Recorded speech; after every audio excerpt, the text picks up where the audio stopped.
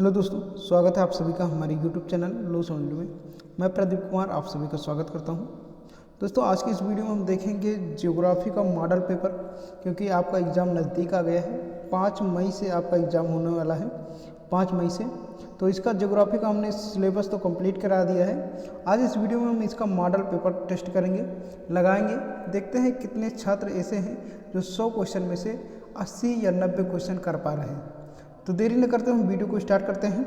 दोस्तों, सबसे पहले हम जान लेंगे कि बीए सेकेंड ईयर वालों के लिए ये सेकेंड पेपर है, ज्योग्राफी का सेकेंड पेपर है, जो आपका ऑब्जेक्टिव होता है। ओके, इसमें हम ज्योग्राफी ऑफ इंडिया यानी इंडिया के विषय में सभी चीज़ें को पढ़ते हैं, भूगोल के विषय में। ओके, ये पेपर जो होगा आपका 2 घंटे का होगा और नंबर होंगे 35 नंबर के।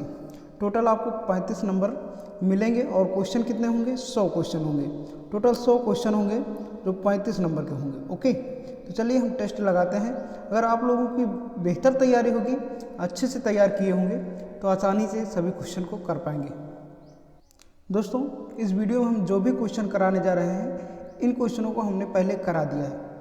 जो वीडियो आप लोगों ने देखा है उसी में से ये सभी क्वेश्चन हैं। ओके, तो आप लोग सभी क्वेश्चनों को कमेंट में लिखिए, जो भी आपका आंसर आ रहा है। उसके बाद पीडीएफ आप लोग डाउनलोड कीजिएगा, तो उसमें आपको आंसर सहित पीडीएफ मिलेगा। ओके, फिर मिलान करिए कि हमारे कितने आंसर सही हुए और कितने गलत। तो चलिए हम पढ़ते हैं क्वेश्चन को। क्वेश्चन नंबर 1, उत्तर प्रदेश के सीमावर्ती राज्यों देशों की संख्या है। उत्तर प्रदेश के सीमावर्ती राज्यों और देशों की संख्या है। 4 ऑप्शन है, 6, 7, 10, 11। तो बताना इसका राइट ऑप्शन क्या हो जाएगा। ओके, तो कमेंट बॉक्स में आप लोग प्रत्येक क्वेश्चन का आंसर जरूर लिखिएगा, हम देखेंगे।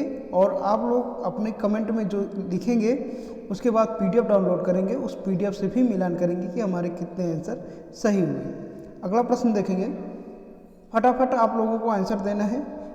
ओके, दूसरा क्वेश्चन है, यूपी की प्रमुख भाषा है ना, भाषा या भाषाएं कौन सी भाषा है? केवल अंग्रेजी, केवल हिंदी, केवल उर्दू, हिंदी उर्दू दोनों। 4 ऑप्शन है, बताना इसका राइट ऑप्शन क्या हो जाएगा।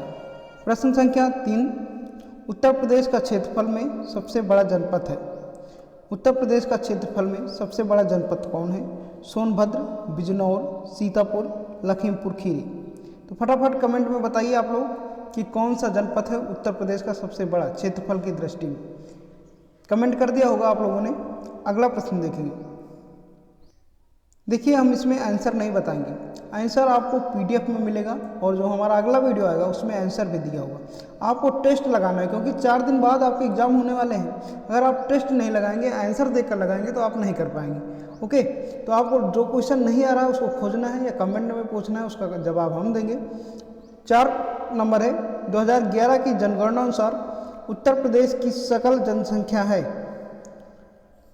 4 ऑप्शन है, 17.215 करोड़, 18.357 करोड़, 19.958 करोड़ और 20.837 करोड़।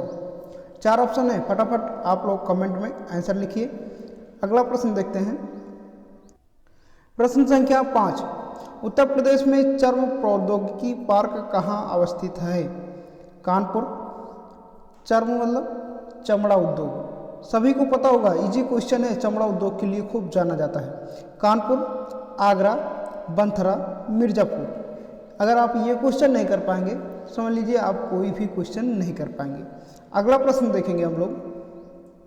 प्रश्न संख्या 6, भारतीय मानक समय में निम्नलिखित में से किस स्थान के स्थानीय समय को दर्शाता है? भारतीय मानक समय निम्नलिखित में से किस स्थान के स्थानीय समय को दर्शाता है? मुंबई, नई दिल्ली, प्रयागराज, कोलकाता। कई बार बता चुके हैं, कमेंट में इसका आंसर लिखिए। ओके, एक कॉपी में भी आप आंसर लिखते जाइए, कॉपी ले लीजिए, पेन ले लीजिए, उसमें भी आप आंसर लिखते जाइए। पहले 100 तक नंबरिंग कर लीजिए, फिर उसका आंसर लिखिए। जब आप लोग पीडीएफ डाउनलोड करना तो आंसर मिला लेना। ओके, अगला देखेंगे। प्रश्न संख्या 7, भारत की एशिया महाद्वीप में दिशा स्थिति क्या है?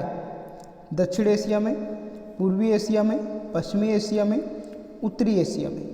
तो बताना है आपको कि भारत की एशिया महाद्वीप में दिशा स्थिति क्या है। 4 ऑप्शन है आपके सामने। अगला प्रश्न देखेंगे। प्रश्न संख्या 8, विश्व परिदृश्य में भारत किस गोलार्ध में अवस्थित है?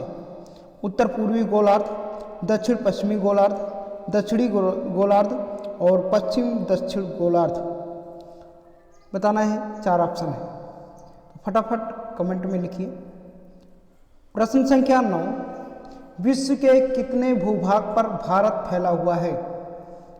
बहुत बार पूछा जाता है ये क्वेश्चन, हमेशा पूछा जाता है। ये सभी 100 क्वेश्चन अगर आप कर लेते हैं तो आप अपने एग्जाम में ऐसा देखेंगे कि 90 क्वेश्चन इसी में से ही आ गया। तो ये कुछ 100 क्वेश्चन आपको लगा करके जाना एग्जाम में। ओके, जो भी कानपुर यूनिवर्सिटी वाले हैं, जैसा कि आप जानते हैं कि हर यूनिवर्सिटी का सिलेबस सेम हो गया है, तो ये अगर ये 100 क्वेश्चन लगा करके जाते हैं अपने एग्जाम में तो आप 90 क्वेश्चन इजीली तरीके से कर पाएंगे। हो सकता है कि 10 क्वेश्चन आपके ना आए, लेकिन 90 क्वेश्चन जरूर आएंगे। तो 4 ऑप्शन है, 3.5%, 1.9% और 2.4% और 4.1%। तो विश्व के कितने भूभाग पर भारत फैला हुआ है? तो 4 ऑप्शन इसमें दिया हुआ है, आप आंसर लिखिए कमेंट बॉक्स में। अगला प्रश्न, प्रश्न संख्या 10, भारत विश्व की जनसंख्या का कितना हिस्सा है? कई बार हम बता चुके हैं, 4 ऑप्शन है, 15.5%, 17.3%, 19.2% या 21.3%। तो 4 ऑप्शन है आपके सामने, करेक्ट ऑप्शन आप कमेंट में लिखिए। अगला पॉइंट, प्रश्न संख्या 11, भारत की प्रमुख पार्थिव इकाइयां हैं? 3, 6, 7, 9। बताना है। 2 घंटे का टाइम मिलता है आपके एग्जाम में, और जितनी जल्दी कर लेंगे उतना ही फिर आप मिलान कर पाएंगे, उतने अच्छे से पेपर में आप समझ पाएंगे सभी चीज़ों को। तो आपको फटाफट 100 क्वेश्चन 1 घंटे के अंदर करके बैठ जाना है। ओके, तो 4 ऑप्शन है, 3, 6, 7, 9। तो भारत की प्रमुख पार्थिव इकाइयाँ हैं, बताना है कमेंट बॉक्स में आप सभी को। अगला प्रश्न देखिए, आपको फिर बाद में पूरा टोटल कर करके 100 क्वेश्चन में से कितने क्वेश्चन सही हुए ये आपको कमेंट करना है। सभी छात्रों को ये कमेंट करना है कि सर हमारे 100 में से 80, 50, 60, 20, 30 जो भी सही हो उसको कमेंट में ज़रूर बताना है, तभी हम जान पाएंगे कि आपके एजुकेशन का, पढ़ाई का लेवल कैसा है। ओके, प्रश्न संख्या 12, निम्नलिखित में से कौन सा विद्वान जलवायुविद कहा जाता है? 4 ऑप्शन है, R.K. जॉनस्टन, टी वार्थ, कुमारी सैंपल या मांग हाउस। 4 ऑप्शन है, बताना है इसका राइट ऑप्शन क्या हुआ। अगला प्रश्न, प्रश्न संख्या 13, भारतीय जलवायु है भूमध्य रेखी, भूमध्य सागरी, उपोष्ण, मानसूनी। तो 4 ऑप्शन है आपके सामने, बताना इसका राइट ऑप्शन क्या होगा। प्रश्न संख्या 14, कोपेन महोदय के जलवायु वर्गीकरण के अनुसार आप कानपुर में किस जलवायु में रहते हैं? AW, AS, CWG, AMW। 4 option है, इंपॉर्टेंट क्वेश्चन है, बताना इसका राइट ऑप्शन क्या होगा। अगला प्रश्न देखेंगे, प्रश्न संख्या 15, भारत में शीतकालीन चक्रवात लाने में जेट प्रवाह की निम्नलिखित में से कौन सी शाखा सहायक है? उत्तरी, पूर्वी, दक्षिणी, पश्चिमी। 4 ऑप्शन दिए हैं, उत्तरी, पूर्वी, दक्षिणी, पश्चिमी। ओके, इसका राइट ऑप्शन क्या होगा ये बताना है आपको कमेंट में। अगला प्रश्न, प्रश्न संख्या 16, छत्तीसगढ़ में वर्षा किस मानसून से होती है? छत्तीसगढ़ में वर्षा किस मानसून से होती है? उत्तरी पूर्वी मानसून, दक्षिण पश्चिमी मानसून, नॉर्वेस्टर, इनमें से कोई नहीं। 4 ऑप्शन है आपके सामने, कमेंट बॉक्स में बताइए इसका राइट ऑप्शन क्या होगा। अगला प्रश्न देखते हैं हम लोग, प्रश्न संख्या 17, फटाफट बताइए, निम्नलिखित में से किस नदी घाटी में काली मिट्टी पाई जाती है? बताइए आप लोग कमेंट में कि निम्नलिखित में से किस नदी घाटी में काली मिट्टी पाई जाती है? नर्मदा घाटी, गोदावरी घाटी, तापी घाटी या फिर गंगा घाटी। 4 ऑप्शन है, काली मिट्टी कहाँ पाई जाती है, कमेंट में लिखिए। देखते हैं अगला प्रश्न। आज सभी छात्रों का आकलन हो जाएगा कि हमने कितना तैयार किया है साल भर में। सभी छात्र आज समझ जाएंगे कि हमारी कैसी तैयारी है, ज्योग्राफी की तैयारी हमारी बढ़िया है कि नहीं है, सभी छात्र आज समझ जाएंगे। ओके, 18 नंबर क्वेश्चन कह रहा है कि भारत में मरुस्थल वृक्षारोपण तथा अनुसंधान केंद्र कहाँ अवस्थित है? बीकानेर, कोटा, जयपुर, जोधपुर। 4 ऑप्शन है, बीकानेर, कोटा, जयपुर, जोधपुर। कमेंट में लिखिए इसका ऑप्शन क्या हो जाएगा करेक्ट। अगला प्रश्न, प्रश्न संख्या 19, अल नीनो की उत्पत्ति किस महासागर में होती है? पेरू के तट पर, नाजोल के तट पर, भारत के तट पर, यूरोप के तट पर। 4 ऑप्शन है, अल नीनो की उत्पत्ति किस महासागर में होती है? कमेंट में लिखिए। अगला प्रश्न, जिन छात्रों का 100 में से 80 नंबर जाता है उनको हम 4 PDF ऐसे फ्री में देंगे, 4 PDF ऐसे फ्री में देंगे कि आप 100% स्क्वायर कर पाएंगे। तो देखना है कि हमारे कितने अंक आ रहे हैं 100 में से, आप लोग कमेंट में बताइएगा। इसमें प्रत्येक क्वेश्चन का कमेंट में आंसर जरूर लिखना है ताकि हम जान पाएँ कि आप कितने अच्छे तरीके से कर पा रहे हैं। ओके, 20 नंबर क्वेश्चन है कि अल नीनो किस भाषा का शब्द है? इटालियन, अरबी, स्पेनिश, फ्रेंच। कई बार ये क्वेश्चन कराया जा चुका है, जो कोर्स कराया गया है उनमें ये सभी क्वेश्चनों को कराया जा चुका है। अगला प्रश्न देखते हैं, प्रश्न संख्या 21 है, मृदा अपरदन रोका जा सकता है? मृदा अपरदन रोका जा सकता है अतिचाराई से द्वारा, वनस्पति के उन्मूलन द्वारा, वनारोपण द्वारा, पक्षियों की संख्या में वृद्धि करके। मृदा अपरदन किस प्रकार से रोका जा सकता है? इसको अच्छी तरीके से हमने बताया था, बताइए कमेंट बॉक्स में इसका आंसर क्या हो जाएगा। अगला प्रश्न, प्रश्न संख्या 22 है, आर्थिक दृष्टि से सबसे महत्वपूर्ण वन है? आर्थिक दृष्टि से सबसे महत्वपूर्ण वन है ज्वारी, उष्णकटिबंधीय पर्णपाती, सदाबहार, पर्वतीय। तो बताना है कि आर्थिक दृष्टि से सबसे महत्वपूर्ण वन कौन से हैं? 4 ऑप्शन है, राइट ऑप्शन क्या होगा कमेंट में लिखिए। अगला प्रश्न है, प्रश्न संख्या 23, भारत में वन महोत्सव सप्ताह कब मनाया जाता है? कई बार बता चुके हैं हम, 1 से 7 जून तक पहला ऑप्शन है। ऑप्शन बी है 8 मई से 15 मई तक। ऑप्शन नंबर सी है 1 मार्च से 7 मार्च तक। और डी ऑप्शन है 1 से 7 जुलाई तक। बताना इसका राइट ऑप्शन क्या हो जाएगा कि भारत में वन महोत्सव सप्ताह कब से कब तक मनाया जाता है। अगला प्रश्न देखेंगे, प्रश्न संख्या 24, किन वनों से लकड़ी काटने एवं पशुओं को चराने की अनुमति नहीं दी जा सकती? इंपॉर्टेंट क्वेश्चन है, कई बार बताया है हमने। 4 ऑप्शन है, आरक्षित वन, अवर्गीकृत वन, संरक्षित वन, ग्राम्य वन। तो किन वनों से लकड़ी काटने और पशुओं को चराने की अनुमति नहीं दी जा सकती? ये 4 ऑप्शन आपके सामने दिए हैं, बताना इसका राइट ऑप्शन क्या हो जाएगा। सभी क्वेश्चन का कमेंट में आंसर लिखना है। अगला प्रश्न संख्या 25 है, भारतीय खनिज पदार्थों का भंडार गृह किसे जाना जाता है? मालवा का पठार, दक्कन का पठार, लद्दाख का पठार या छोटा नागपुर पठार? भारतीय खनिज पदार्थों का भंडार गृह किसे जाना जाता है या भंडार गृह के नाम से किसे जाना जाता है? 4 ऑप्शन है आपके सामने, कमेंट में आंसर लिखिए आप लोग इसका। अगला प्रश्न, प्रश्न संख्या 26, पेट्रोलियम पदार्थ किन चट्टानों से प्राप्त होते हैं? ज्वालामुखी चट्टानों से, तलछटी चट्टानों से, कायांतरित चट्टानों से, आग्नेय चट्टानों से। पेट्रोलियम पदार्थ जो होते हैं वो किन चट्टानों से प्राप्त होते हैं, ये आपको कमेंट में लिखना है। 4 ऑप्शन है। ओके, अगला प्रश्न, प्रश्न संख्या 27, भारत में प्रथम कोयला खान कहाँ खोली गई? भारत में प्रथम कोयला खान कहाँ खोली गई? रानीगंज, धनबाद, आसनसोल या झरिया? 4 ऑप्शन है, करेक्ट ऑप्शन क्या होगा कमेंट में लिखना है आप लोगों को। अगला प्रश्न 28 नंबर है। सर आप कह रहे होंगे कि जल्दी जल्दी क्वेश्चन आप करा रहे हैं। देखिए हम जल्दी जल्दी करा रहे हैं, पर आप लोग अगर इतने टाइम में नहीं कर पा रहे हैं तो वीडियो को रोक करके पढ़ लीजिए ध्यानपूर्वक, तब कमेंट में आंसर दीजिए। ओके, क्वेश्चन नंबर 28 है, निम्नलिखित में से कौन सा युग्म सुमेलित नहीं है? निम्नलिखित में से कौन सा युग्म सुमेलित नहीं है?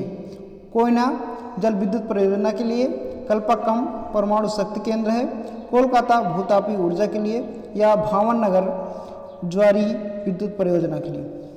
तो देखिए आपको इसमें बताना है कि कौन सा सुमेलित नहीं है। तो आपको पढ़ करके ध्यान से ये सब कमेंट में लिखना है कि कौन सा इसमें सुमेलित नहीं है।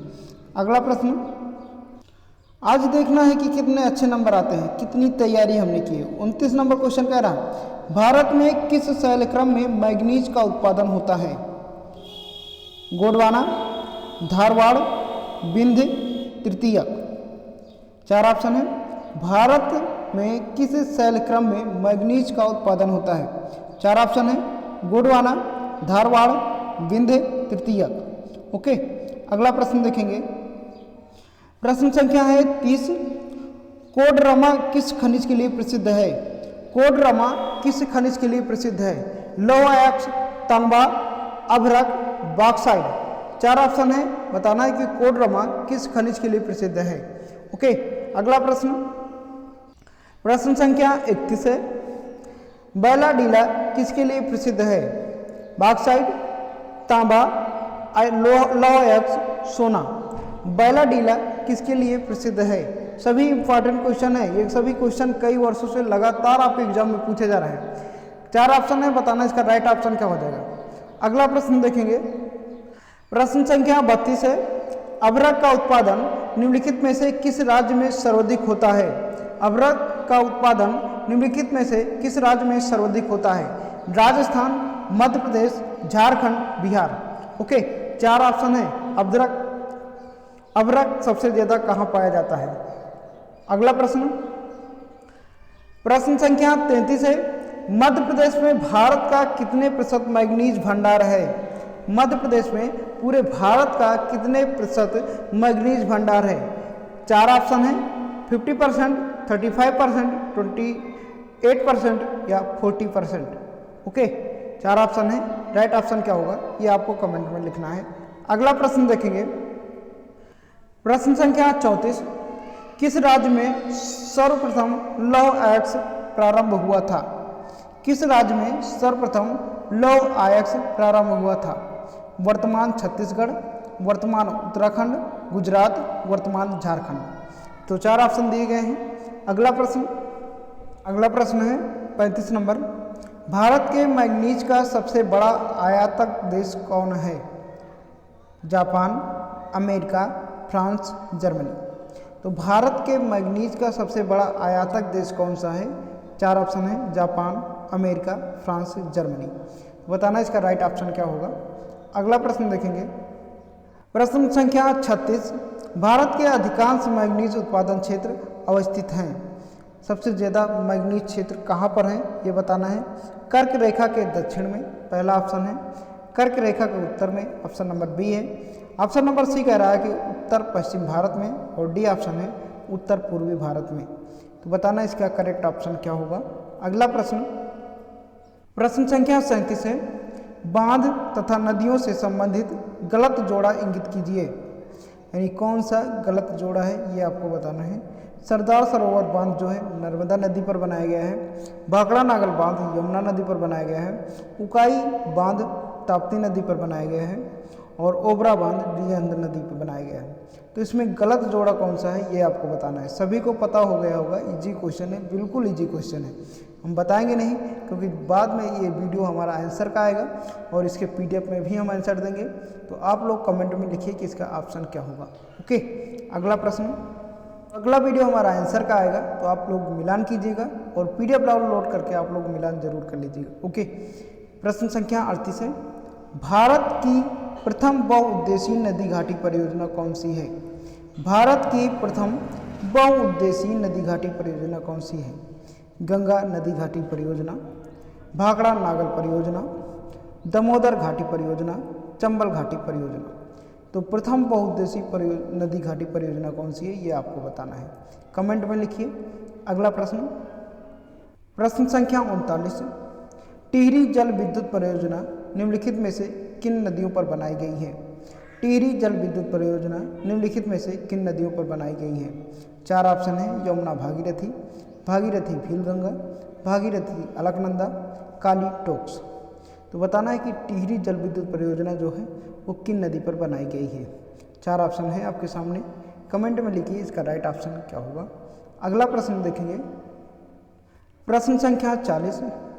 मूल्य परिवार बांध हाल ही में किन दो राज्यों के बीच विवादास्पद रहा? मूल्य परिवार बांध हाल ही में किन दो राज्यों के बीच विवादास्पद रहा? केरल कर्नाटक, तमिलनाडु केरल, केरल आंध्र प्रदेश, कर्नाटक महाराष्ट्र। तो इम्पॉर्टेंट क्वेश्चन है, कमेंट में लिखिए इसका राइट ऑप्शन क्या हो जाएगा। अगला प्रश्न, प्रश्न संख्या 41, झूमिंग कृषि की जाती है। इसके विषय में हमने विस्तार से भी बताया था जब हम इसको ये क्वेश्चन पढ़ाए थे। झूमिंग कृषि की जाती है, किस क्षेत्र में की जाती है ये आपको बताना है।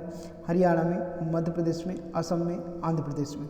4 ऑप्शन है, हरियाणा, मध्य प्रदेश, असम, आंध्र प्रदेश। तो बताना है कि झूमिंग कृषि, कृषि जो है, झूमिंग जो है एक कृषि का प्रकार है, खेती का प्रकार है। तो ये किस राज्य में ज़्यादा की जाती है ये आपको बताना है। अगला प्रश्न, प्रश्न संख्या 42, कृषि किस प्रकार की मानवीय आर्थिक क्रिया है? कृषि किस प्रकार की मानवीय आर्थिक क्रिया है? प्राथमिक, द्वितीयक, तृतीयक, चतुर्थ।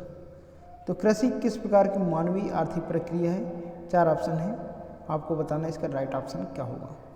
अगला प्रश्न, प्रश्न संख्या 43, निम्नलिखित में से कौन सा कारक कृषि व्यवस्था को नहीं बदल सकता? निम्नलिखित में से कौन सा कारक कृषि व्यवस्था को नहीं बदल सकता? सूखा, बाढ़, परंपरागत खेती, इनमें से कोई नहीं। इंपॉर्टेंट क्वेश्चन है, 4 ऑप्शन है, कृषि व्यवस्था को कौन सा कारक नहीं बदल सकता? सूखा, बाढ़, परंपरागत खेती, इनमें से कोई नहीं। ये बताना है राइट ऑप्शन क्या हो जाएगा। अगला प्रश्न, प्रश्न संख्या 44, कृषि का संबंध किस सूची से है? संघ सूची, राज्य सूची, समवर्ती सूची, इनमें से कोई नहीं। आपका संविधान है ना, उसमें भी कृषि का संबंध दिया हुआ है सूचियों के अंतर्गत, है ना। तो कृषि का संबंध किस सूची में है? संघ सूची में है या फिर राज्य सूची में है, समवर्ती सूची में है, इनमें से कोई नहीं। तो जो भी आपको आंसर आ रहा हो कमेंट में लिखिए। ओके, अगला प्रश्न, प्रश्न संख्या 45, निम्नलिखित में से कौन सी भारतीय कृषि की समस्या नहीं है? निम्नलिखित में से कौन सी भारतीय कृषि की समस्या नहीं है? पूंजी का अभाव, लघु जोत आकार, भूमि संरक्षण, प्रचुर सिंचाई सुविधा। फटाफट आप लोग कमेंट में लिखिए कि इसका राइट ऑप्शन क्या हो जाएगा, है ना। 4 ऑप्शन है, पूंजी का अभाव, लघु जोत आकार, भूमि संरक्षण, प्रचुर सिंचाई सुविधा। अगला प्रश्न, प्रश्न संख्या 46, मक्का का जन्म स्थल कहाँ है? मक्का कौन? मकाई जो खाने वाला है। 4 ऑप्शन है, मैक्सिको, भारत, अमेरिका, इंडोनेशिया। तो बताना है कि मक्का का जो जन्म स्थल है वो कहाँ है, मक्का कहाँ से शुरुआत हुआ, कहाँ से उत्पन्न हुआ। हालांकि अब तो पूरे देश में फैल चुका है ना। करेक्ट ऑप्शन क्या हो जाएगा ये आपको बताना है। अगला प्रश्न, प्रश्न संख्या 47 है, भारत के कितने प्रतिशत जनसंख्या कृषि से प्रत्यक्ष रूप से संबंधित है? 59%, 65%, 69%, 74%। तो 4 ऑप्शन है, बताना है कि भारत की कितने प्रतिशत जनसंख्या कृषि से प्रत्यक्ष रूप से संबंधित है ना। तो करेक्ट ऑप्शन क्या होगा ये आपको बताना है। प्रश्न संख्या 48 है, राष्ट्रीय जल नीति कब घोषित की गई? राष्ट्रीय जल नीति कब घोषित की गई?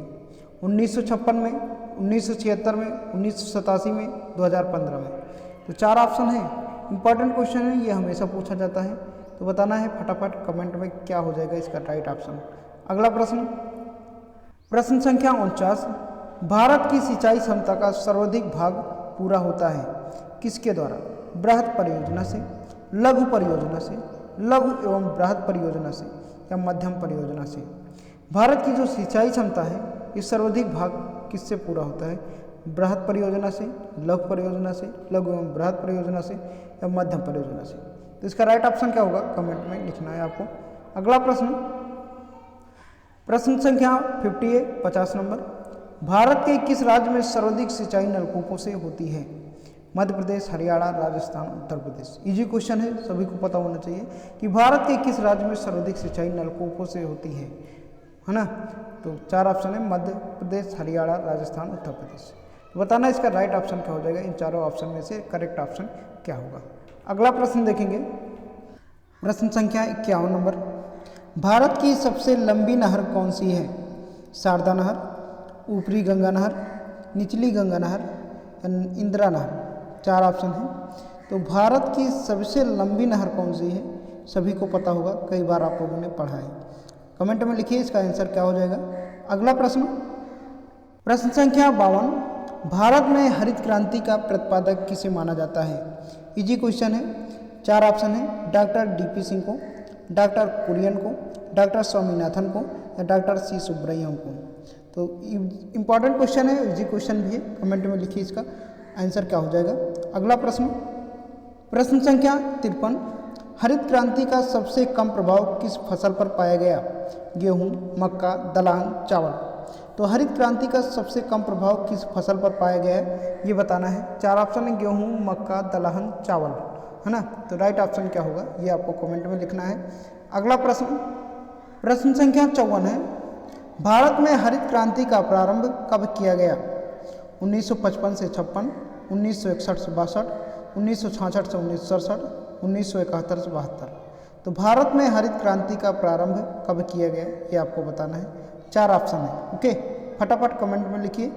अगला प्रश्न, दोस्तों इस बार इतनी बेहतर तरीके से तैयारी कर लेना है कि ज्योग्राफी नहीं, कोई भी सब्जेक्ट हो, इस बार 80% स्नातक में ला करके दिखाना है। उस बार बहुत सारे छात्र ऐसे थे जो 70% से अधिक नंबर लाए थे स्नातक में। बहुत लोग कह रहे थे कि स्नातक में बीए में नंबर आते ही नहीं, लेकिन उस बार इस चैनल से पढ़ करके लोगों ने 70% नंबर लाए। इस बार 80 से 90% स्क्वायर रहना चाहिए आप लोगों का, ओके। 55 नंबर क्वेश्चन है, तिलहन उत्पादन किस क्रांति से संबंधित है? तिलहन उत्पादन किस क्रांति से संबंधित है? सफ़ेद क्रांति, नीली क्रांति, पीली क्रांति, हरित क्रांति। इंपॉर्टेंट क्वेश्चन है और इजी क्वेश्चन है, फटाफट कमेंट में लिखिए। अगला प्रश्न, प्रश्न संख्या 56, डॉक्टर आर.एल. सिंह 1971 के अनुसार भारत के औद्योगिक प्रदेशों की संख्या थी 3, 5, 7, 11, है ना। तो कमेंट में लिखिए करेक्ट ऑप्शन क्या होगा। अगला प्रश्न, प्रश्न संख्या 57, भारत का सबसे बड़ा एवं संगठित उद्योग कौन सा माना जाता है?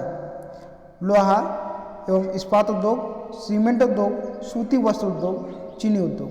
तो 4 ऑप्शन में से इसका राइट ऑप्शन क्या होगा कमेंट में लिखिए, ओके। अगला प्रश्न, प्रश्न संख्या 58 नंबर है, भारत में प्रथम रासायनिक उर्वरक कारखाना कहाँ खोला गया? नवेली, कोच्चि, पिंपरी या रानीपेट। तो 4 ऑप्शन है, बताना इसका राइट ऑप्शन क्या हो जाएगा। इंपॉर्टेंट क्वेश्चन है, हमेशा पूछा जाता है आपके एग्जाम में। अगला प्रश्न, प्रश्न संख्या 59, भारत में कागज का प्रथम आधुनिक कारखाना 1832 में कहाँ स्थापित किया गया? भारत में कागज का प्रथम आधुनिक कारखाना 1832 में कहाँ स्थापित किया गया था? टीटागढ़, हावड़ा, नेपानगर या श्रीरामपुर, है ना, श्रीरामपुर। 4 ऑप्शन है, करेक्ट ऑप्शन क्या हो जाएगा, ओके। फटाफट बताइए, इंपॉर्टेंट क्वेश्चन है। अगला प्रश्न संख्या 60, अखबारी कागज उद्योग निम्नलिखित में से किस स्थान पर अवस्थित है? सतना, दुर्गापुर, नेपानगर, नैनी, है ना। समझो वही पिछला वाला क्वेश्चन है, रिपीटेड, है ना। तो करेक्ट ऑप्शन क्या हो जाएगा बताना है। अगला प्रश्न, प्रश्न संख्या 61 है, 2011 की जनगणना के अनुसार भारत की नगरीय जनसंख्या का प्रतिशत आंका गया। तो ये क्वेश्चन हम करा चुके हैं, इसके पहले क्वेश्चन, है ना। 4 ऑप्शन है, आप लोग इसका कमेंट में आंसर बताइएगा। अगला प्रश्न, प्रश्न संख्या 62 नंबर है, जनसंख्या की दृष्टि से भारत का विश्व में स्थान है? बचपन से पढ़ते आ रहे हैं, प्रथम, द्वितीय, तृतीय, चतुर्थ। तो बताना इसका राइट ऑप्शन क्या हो जाएगा, ओके। इजी क्वेश्चन है, कमेंट में इसका आंसर आप लोग जरूर लिखिएगा।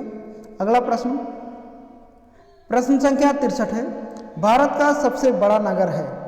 भारत का सबसे बड़ा नगर है कोलकाता, मुंबई, चेन्नई, दिल्ली। तो भारत का सबसे बड़ा नगर कौन सा है ये बताना है। समझ में आ ही गया होगा कौन बड़ा हो सकता है, ओके। तो कमेंट में आप जरूर लोग आंसर लिखिएगा इसका। अगला देखेंगे, प्रश्न संख्या 64 है, भारत में जनसंख्या वृद्धि का सर्वाधिक महत्वपूर्ण कारण है? नगरीकरण, स्वास्थ्य सुविधाओं का सुधार, मृत्यु दर का घटना, जन्म दर का बढ़ना। तो क्या इसका करेक्ट ऑप्शन हो सकता है कमेंट में आप बताइएगा। अगला प्रश्न, प्रश्न संख्या 65 है, निम्नलिखित में से कौन सा कारक जनसंख्या के वितरण को प्रभावित नहीं करता है? जलवायु, मिट्टी, धरातली बनावट या मानव अधिवास। तो 4 ऑप्शन है, बताना है आपको इसका राइट ऑप्शन क्या होगा। अगला प्रश्न फटाफट आप लोग कमेंट में लिखते जाइए, है ना। 66 नंबर क्वेश्चन है, जनसंख्या के सिद्धांत हैं आर्थिक, केवल सामाजिक, केवल प्राकृतिक, सामाजिक एवं प्राकृतिक दोनों। जनसंख्या के सिद्धांत कौन सा हो सकता है, कमेंट में लिखना, इसका आंसर क्या हो जाएगा। अगला प्रश्न प्रश्न संख्या 68, जनगणना विषय है राज्य सरकार का, संघ सरकार का, राज्य व संघ दोनों सरकार का, इनमें से कोई नहीं। तो जनगणना किसका विषय है ये आपको बताना है, राज्य सरकार का है कि संघ सरकार का है, या राज्य एवं संघ दोनों का है, या इनमें से कोई नहीं। इंपॉर्टेंट क्वेश्चन है ये, आपके कंपटीशन में भी पूछा जाता है, कमेंट में लिखिएगा इसका आंसर क्या हो जाएगा। अगला प्रश्न प्रश्न संख्या 69, भारत की जनसंख्या में वर्ष 2001 और 2011 के मध्य की दशकीय वृद्धि हुई है, कितने परसेंट, 16.4%, 17.5%, 18.9% या 19.2%। 4 ऑप्शन दिए गए आपके सामने, आपके हिसाब से करेक्ट ऑप्शन क्या है ये आप जरूर कमेंट में लिखिएगा। ओके, अगला प्रश्न प्रश्न संख्या 70 है, 2011 की जनगणना के अनुसार किस राज्य में साक्षरता दर 94% रही, उत्तर प्रदेश, पंजाब, कर्नाटक, केरल। सभी को पता है सबसे साक्षर वाला राज्य कौन सा है 2011 की जनगणना वाला। ओके, तो कमेंट में आप लोग जरूर आंसर लिखिएगा। ओके, अगला प्रश्न प्रश्न संख्या 71, भारत में अनुसूचित जाति की जनसंख्या का प्रतिशत किस राज्य में सर्वाधिक है। भारत में अनुसूचित जाति की जनसंख्या का परसेंट किस राज्य में सबसे अधिक है, राजस्थान, मध्य प्रदेश, पंजाब, हरियाणा। 4 ऑप्शन आपके सामने हैं, राजस्थान, मध्य प्रदेश, पंजाब, हरियाणा। तो क्या हो जाएगा इसका राइट ऑप्शन, आप लोग बताइएगा कि इसका करेक्ट ऑप्शन क्या हो जाएगा। अगला प्रश्न प्रश्न संख्या 72 है, भारत में सर्वाधिक ईसाई जनसंख्या किस राज्य में है। भारत में सबसे अधिक ईसाई जनसंख्या किस राज्य में है, मध्य प्रदेश, राजस्थान, नागालैंड, केरल। तो 4 ऑप्शन आपके सामने दिए गए हैं, बताना इसका राइट ऑप्शन क्या हो जाएगा। चलिए देखते हैं अगला प्रश्न प्रश्न संख्या 73 है, राष्ट्रीय राजमार्ग संख्या 7 के प्रारंभ एवं अंतिम स्टेशन कौन से हैं। 4 ऑप्शन है, पलायन कोट या तूतीकोरिन, दिल्ली अमृतसर, वाराणसी कन्याकुमारी, दिल्ली मुंबई। तो राष्ट्रीय मार्ग संख्या 7 जो है कि प्रारंभिक एवं अंतिम स्टेशन कौन से हैं ये आपको कमेंट में लिखना है। ओके, सभी राष्ट्रीय राजमार्ग के नाम होते हैं, तो आपको बताना है कि इसका प्रारंभिक एवं अंतिम स्टेशन कौन सा है। अगला प्रश्न प्रश्न संख्या 74, भारत में रेल मार्गों का सबसे बड़ा जाल किस प्रदेश में फैला है। भारत में रेल मार्गों का सबसे बड़ा जाल किस प्रदेश में फैला है, पश्चिम बंगाल, महाराष्ट्र, आंध्र प्रदेश, उत्तर प्रदेश। तो रेल मार्गों का सबसे बड़ा जाल किस प्रदेश में फैला है भारत के। तो 4 ऑप्शन है, पश्चिम बंगाल, महाराष्ट्र, आंध्र प्रदेश, उत्तर प्रदेश। तो बताना इन चारों ऑप्शन में से करेक्ट ऑप्शन कौन सा है, कमेंट में लिखिएगा कि इसका राइट ऑप्शन क्या हो जाएगा। ओके, अगला प्रश्न प्रश्न संख्या 75 है, भारतीय रेल को कितने क्षेत्रों में विभक्त किया गया है। ये सभी क्वेश्चन, बहुत सारे ऐसे क्वेश्चन हैं जो आपके प्रतियोगी परीक्षाओं में पूछे जाते हैं, तो आप लोग इसको बेहतर तरीके से हल कीजिएगा, 2-3 बार हल कीजिएगा। ओके, टेस्ट दीजिएगा ताकि आप एग्जाम में बेहतर तरीके से कर पाएँ। भारतीय रेल को कितने क्षेत्रों में विभक्त किया गया है। 4 ऑप्शन आपके सामने हैं, 5, 17, 8, 11। तो इसका राइट ऑप्शन क्या हो जाएगा, कमेंट में लिखिए फटाफट इसका करेक्ट ऑप्शन क्या होगा।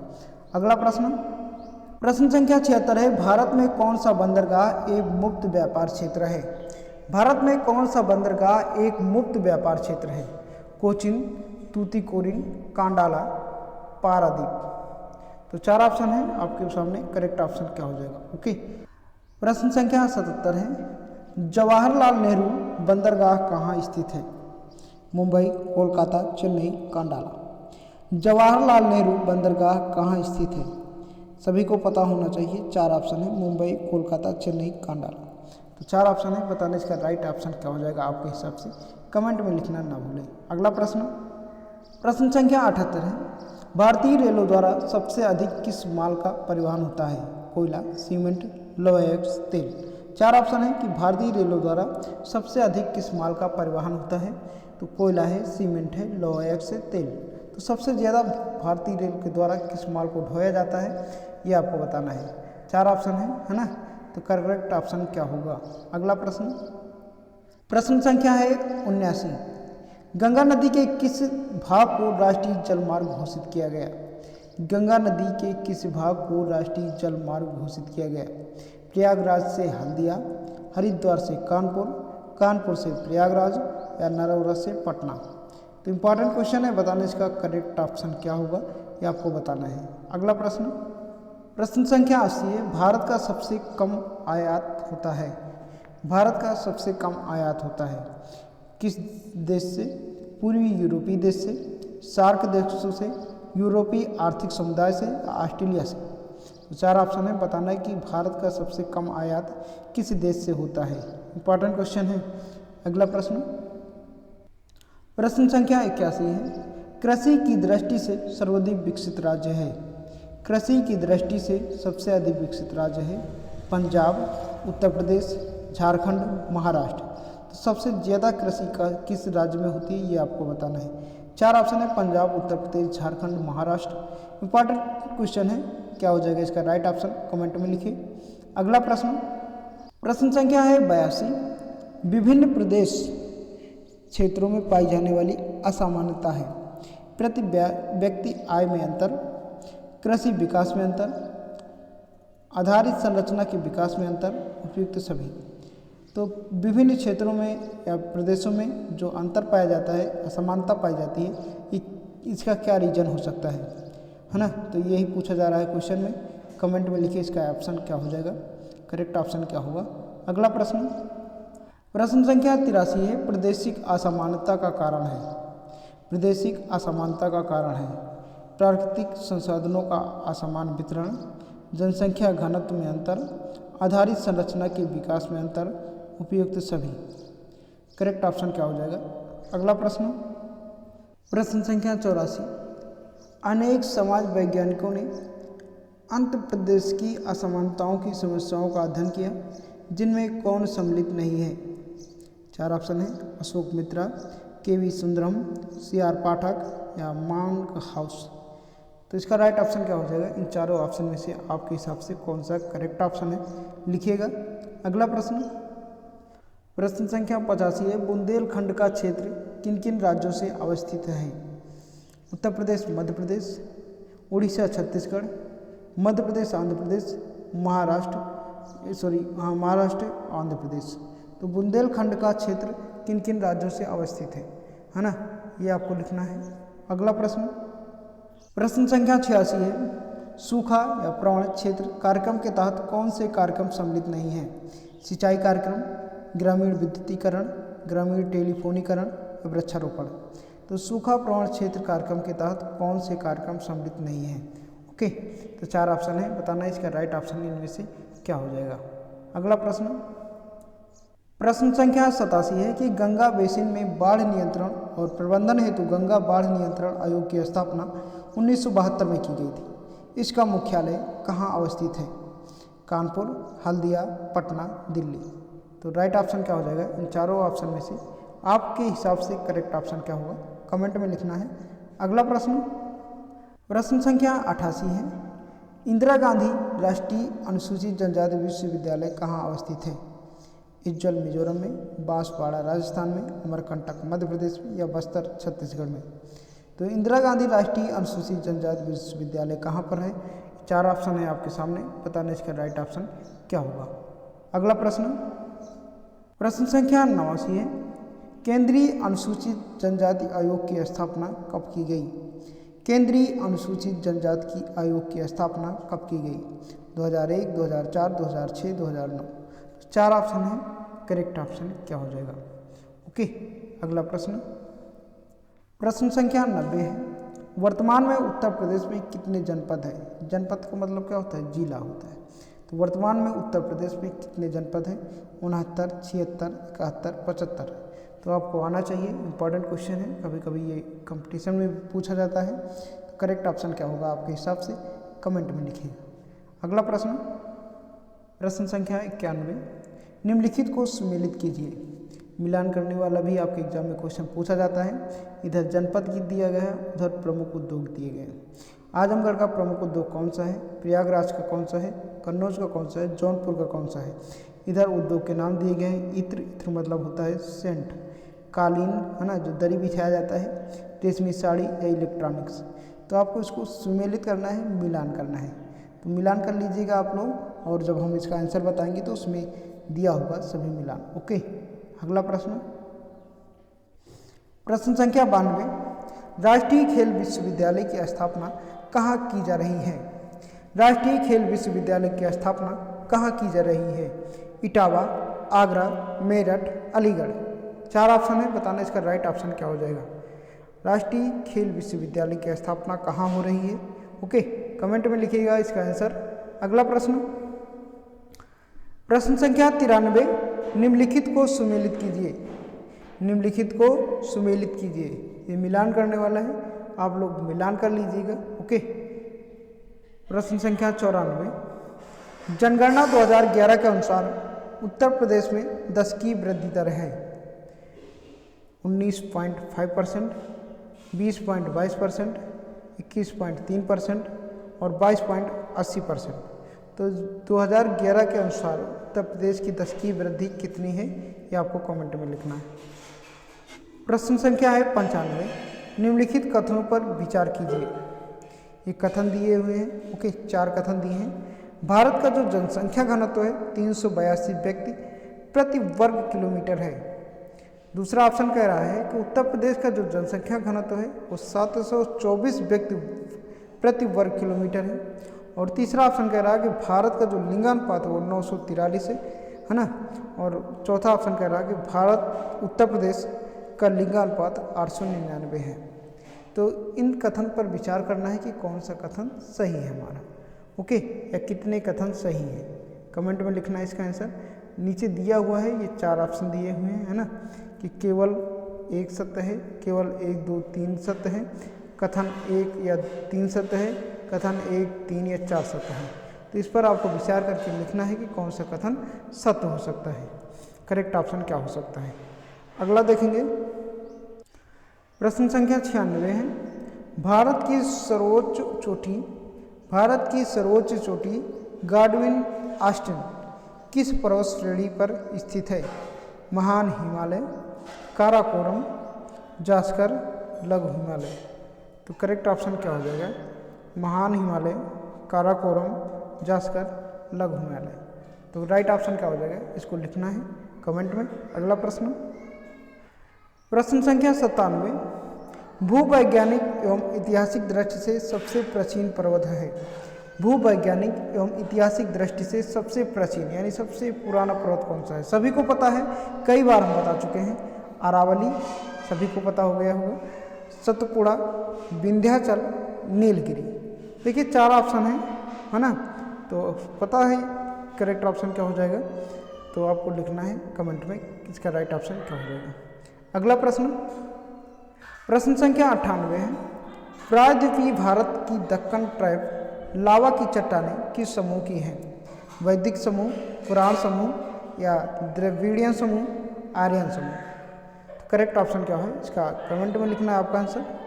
अगला प्रश्न, प्रश्न संख्या 99, प्रायद्वीपीय भारत की निम्नलिखित किन 3 नदियों का उद्गम क्षेत्र अमरकंटक है? अमरकंटक से 3 नदियाँ निकलती हैं। वो कौन कौन सी नदी हैं जो अमरकंटक से निकलती हैं? बहुत सारे कंपटीशन में ये क्वेश्चन पूछा जाता है ना। तो कहने का मतलब 3 नदियों का जो उद्गम है अमरकंटक से है, वो कौन सी 3 नदी हैं? 4 ऑप्शन है, चंबल, बेतवा, लूनी, गोदावरी, कृष्णा, कावेरी, सोन, महानदी, नर्मदा, कृष्णा, वैनगंगा। तो करेक्ट ऑप्शन क्या हो जाएगा ये आपको बताना है। अगला प्रश्न, प्रश्न संख्या 100, निम्नलिखित में से कौन सी नदी अरब सागर में गिरती है ना? कौन सी नदी है अरब सागर में गिरती है? देखिए बहुत सारी नदियाँ ऐसी हैं जो अरब सागर में न गिर करके बंगाल की खाड़ी में गिरती हैं, लेकिन कुछ नदियाँ ऐसी हैं जो अरब सागर में जाकर के गिरती हैं। गोदावरी, महानदी, माही, कृष्णा। तो इसमें से कौन सी नदी है जो अरब सागर में जाकर के गिरती है? तो करेक्ट ऑप्शन क्या हो जाएगा ये आपको बताना है। दोस्तों टोटल हमने 100 क्वेश्चन को कंप्लीट कर लिया इस वीडियो में। अगर आप इस वीडियो के 100 में से 80 क्वेश्चन कर पा रहे हैं तो आप अपने एग्जाम में इतना अच्छा स्कोर कर पाएंगे कि आप बिल्कुल अच्छे मार्क लाएंगे, अच्छे परसेंट लाएंगे। ओके, तो आप लोग बिल्कुल सही तरीके से बिल्कुल मतलब सत्य के साथ बताइएगा कि हमारे कितना स्क्वायर गया, हमने कितने बेहतर तरीके से तैयारी किया है। इसका जो PDF आपको मिलेगा, हमने कई बार बताया है कि आंसर के साथ मिलेगा और नेक्स्ट वीडियो में इन सभी क्वेश्चनों का आंसर भी मिलेगा। तो वीडियो पसंद आया तो लाइक ज़रूर करना, अपने मित्रों के साथ शेयर कर देना, जो भी आपके साथ व्हाट्सअप, फेसबुक, ट्विटर या जो भी सोशल नेटवर्किंग साइट से जुड़े हुए हैं उस पर शेयर कर देना, ताकि वो भी इस टेस्ट को दे सकें और अपने तैयारी का आकलन कर सकें, क्योंकि एग्जाम बहुत करीब आ गया है कानपुर यूनिवर्सिटी वालों को। तो मिलते हैं किसी नेक्स्ट वीडियो में, तब तक के लिए जय हिंद, वंदे मातरम।